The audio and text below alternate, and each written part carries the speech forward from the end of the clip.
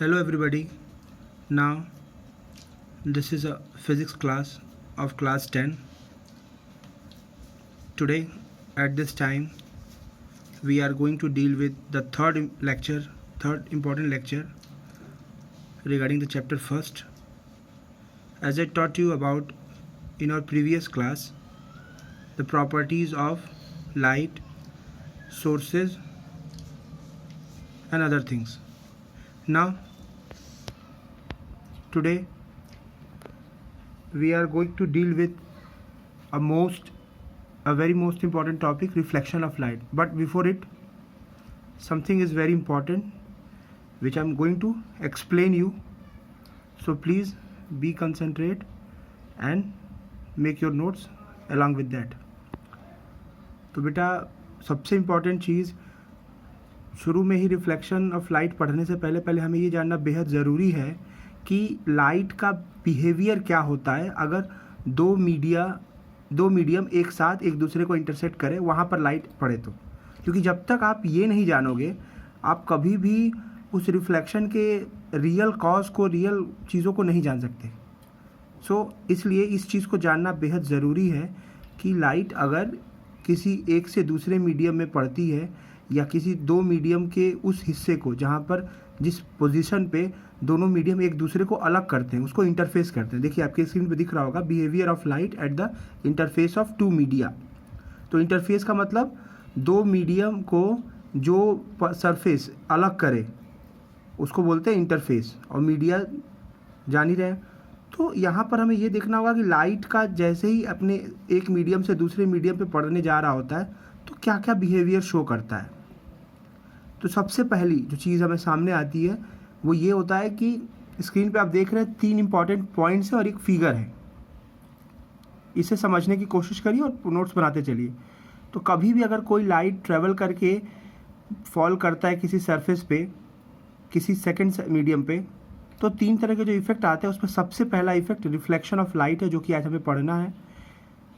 इसके अलावा दूसरा, जब वो पहले मीडियम को पार करते हुए दूसरे मीडियम में एंटर कर जाता है तो पूरी प्रॉपर्टी चेंज हो जाती है, रिफ्रैक्शन ऑफ लाइट हो जाता है।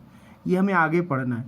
लेकिन जो तीसरा सबसे इम्पॉर्टेंट चीज़ है, जो जल्दी बुक्स में भी नहीं होता है, बहुत कम चीज़ें लोग जानते हैं, तो इस चीज़ को आप थोड़ा ध्यान देना है, एब्जॉर्प्शन ऑफ लाइट। देखिए कोई भी चीज़ अगर किसी मीडियम से, कोई भी लाइट किसी मीडियम से जाके टकराती है, मीडियम के इंटरफेस से टकराती है, तो कुछ ना कुछ एनर्जी एब्जॉर्ब हो जाती है। बिल्कुल इस तरह से समझिए, मैं एग्जांपल दे रहा हूँ, इस चीज़ को समझिए। जैसे एक पूरा भरा हुआ ग्लास का पानी है और उसमें आप किसी कपड़े को डालते हो तो कपड़ा पूरा गीला हो जाएगा।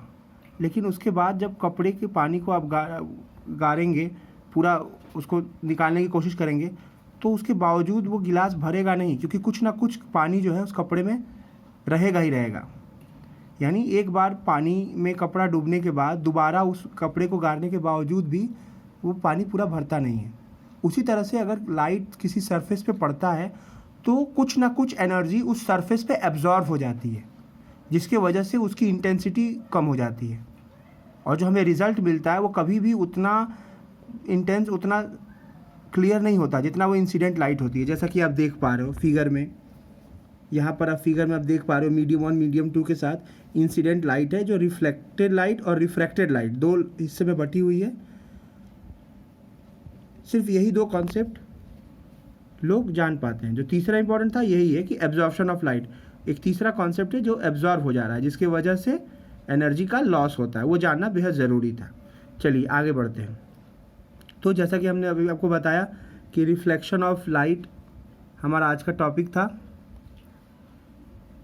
तो आप ये शुरू से ही पढ़ते आ रहे हो, कोई ख़ास चीज़ नहीं है। बाउंसिंग बैक ऑफ लाइट का कॉन्सेप्ट है, जिसमें अगर कोई भी लाइट, आप डेफिनेशन देख रहे हो, बहुत से तरीके से इसको डिफ़ाइन किया जाता है, तो जो आपको ईजी लगे आप उस तरह से इसको ले सकते हो।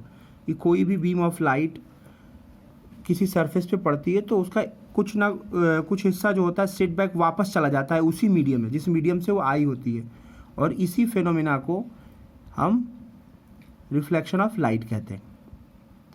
तो इसके आपके पहले के भी डेफिनेशन सब सही हैं, तो कोई दिक्कत नहीं है, आप डेफिनेशन खुद से भी बना सकते हो। और कोई ऐसा नहीं है पर्टिकुलरली कि आप किसी एक डेफिनेशन को लेके चलो। एग्ज़ाम में आपको कोशिश करना है कि जितना सिंपल हो सके आप इसको लिखो, रटना नहीं है कोई भी चीज़।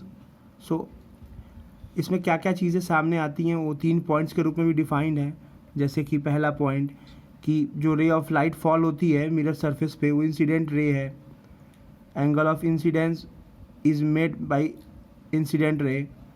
तो ये तो आपका पहला हो गया, इंसिडेंट रे, इंसिडेंट एंगल का कॉन्सेप्ट। फिर उसी तरह से जो रे ऑफ लाइट वापस चली आएगी उसको रिफ्लेक्टेड रे कहेंगे, वो आपका रिफ्लेक्टेड एंगल बनाएगी। इसी तरह से एक नॉर्मल का कॉन्सेप्ट होता है। नॉर्मल के कॉन्सेप्ट को थोड़ा देखने की कोशिश करते हैं।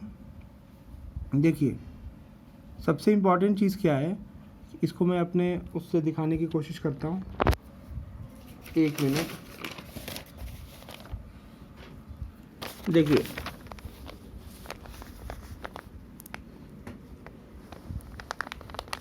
किसी भी सरफेस पे कोई भी आप सरफेस ले लें यहाँ से इन्फिनिटी कहीं तक का, तो इन्फिनिटी मैक्सिमम आपके नॉर्मल हो सकते हैं।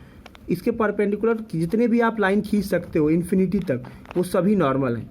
तो नॉर्मल को ये बात आपको याद रखना है कि नॉर्मल कोई लाइन नहीं होती, ये एक इमेजिनरी कॉन्सेप्ट है। नॉर्मल एक इमेजिनरी कॉन्सेप्ट है जिसको इसलिए बनाया गया है ताकि हम ये बता सकें कि किस तरह से इंसिडेंट रे रिफ्लेक्टेड रे सामने आती है और क्या प्रोसेस है। इस चीज़ को आपको समझना होता है, तो इस चीज़ को थोड़ा सा आप ध्यान देंगे। नॉर्मल एक इमेजिनरी कॉन्सेप्ट है जो किसी भी सरफेस पे इनफाइनाइट हो सकता है। ये आपका नॉर्मल, ये angle of incidence, angle of reflection, ये आप ध्यान दे रहे होंगे। तो इस तरह से नॉर्मल एक इमेजिनरी लाइन है जो इनफाइनाइट हो सकती है, ये बात जानना बेहद ज़रूरी है आपको। इसके अलावा ये 3 चीज़ें, incident ray, angle of incidence, reflected ray, angle of refraction, ये एक नॉर्मल सा इसका डायग्राम है। आगे भी आपको इसके टाइप्स में और क्लेरिफाई करते हुए मैं दूंगा, सो कंफ्यूज मत होइए। आप इसको यहाँ से बना सकते हैं, इसको पॉइंटेड आउट कर दीजिएगा, इंसिडेंट रे या इंसिडेंट लाइट और रिफ्लेक्टेड रे या रिफ्लेक्टेड लाइट के फॉर्म में। ठीक है, तो दूसरा जो इसका सबसे इम्पॉर्टेंट कॉन्सेप्ट है वो आपका लॉज ऑफ रिफ्लेक्शंस है। लॉज ऑफ रिफ्लेक्शंस का कॉज क्या है कि क्योंकि ये जो पूरा बेसिक इसका फंडा है उसमें क्या क्या चीज़ें इन्वॉल्व होती है इस चीज़ को दिखाता है। देखिए सामने आपके 2 पॉइंट्स दिया हुआ है जिसमें इंसिडेंट रे, नॉर्मल रे और रिफ्लेक्टेड रे सभी सेम प्लेन पे एग्जिस्ट करता है। प्लेन आप समझ पा रहे होंगे, जो सरफेस जिस पे हमने नॉर्मल को ड्रॉ किया है, जिससे मैंने अभी बताया कि आप n टाइम्स तक इनफाइनाइट नॉर्मल ड्रॉ कर सकते हैं, क्योंकि ये एक इमेजिनरी कॉन्सेप्ट है पूरे रिफ्लेक्शन ऑफ लाइट को समझने के लिए। तो जिस सरफेस पे आप इनफाइनाइट नॉर्मल्स ड्रॉ करते हैं वही प्लेन सरफेस है। तो आप समझ पा रहे होंगे कि प्लेन का कॉन्सेप्ट क्या है।